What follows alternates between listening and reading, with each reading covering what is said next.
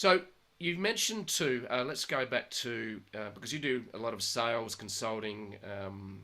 You've also negotiated big deals for stadiums, and you use an approach to team development for sales, and the framework you use uh, is assess, design, train, and coach.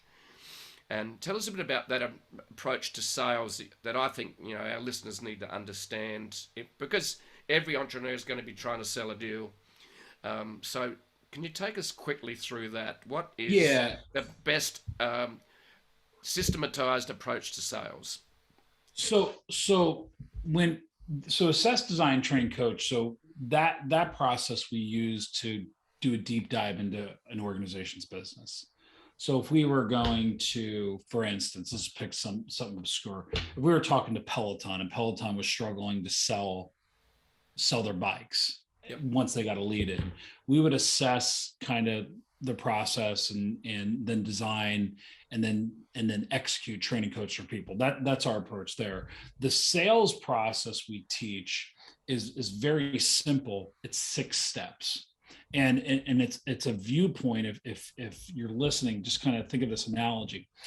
If you go to a doctor or a dentist or a hospital, or say you had to get your shoulder replaced, right? Mm-hmm. What would happen is you would connect with a doctor that you felt comfortable with or you were recommended to. So that the connect would be the first step. You would go down and sit with that doctor. So say it was your labrum that you're getting fixed, and that doctor would evaluate, right? It would evaluate your current situation, your health, your heart rate, blood pressure, everything, your age, your demographic.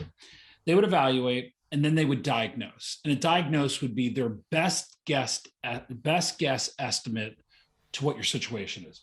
And you're listening here, you're going, all right, Lance, that's fair. And now what we know about law and medicine is everybody says follow the science. My thing is if it's follow the science, then why do they call it a practice? Right.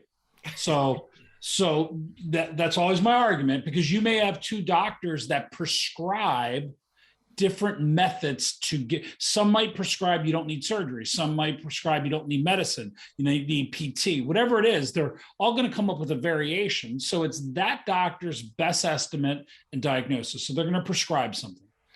Once you get a prescription, you'll dialogue, go back and forth, right? And then they'll close or bring it down for a landing. Our argument is most sales processes, whether it's a semi-complex or complex sales process, probably follows that trend at some level. If you went in to buy a new iPhone, they would evaluate, do you have an old, are you an Apple person? Are you not? What do you have before this? Do you have an Android? What are you looking for? So it looks like you need this. Here, let me show you this iPhone 13. Here are the storage, here are the costs, blah, blah, blah. Here's the plan, close. Even if you went into buy a phone, you'd probably follow that. It's reasonable to say if you bought a car, you'd probably follow that. If you were selling software, like we were talking about, Mr. Merriman, or Mr. Scott, excuse me, Merriman Scott, if he was selling HubSpot, right, he would probably go into a company and sell it a very similar way. Now that process might be very elongated as opposed to the iPhone process. Either way, that's the sales talk that happens today. If somebody buys something online, I would make, or like you said, that inbound piece, those people are connecting and evaluating and starting to diagnose their issue. And then there's a call to action, which gets the next part of the funnel. So when we do go in, we teach a version of that. And we find that analogy people really,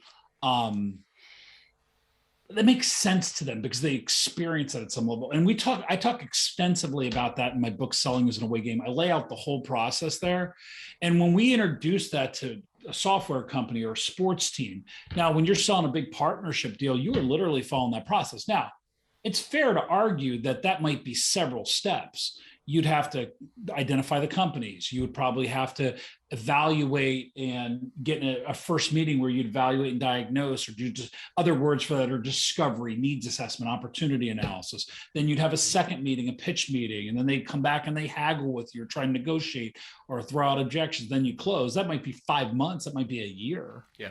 Doesn't really much matter. So that's what we prescribe. But our approach is assess, design, train, coach. Right. That's our approach.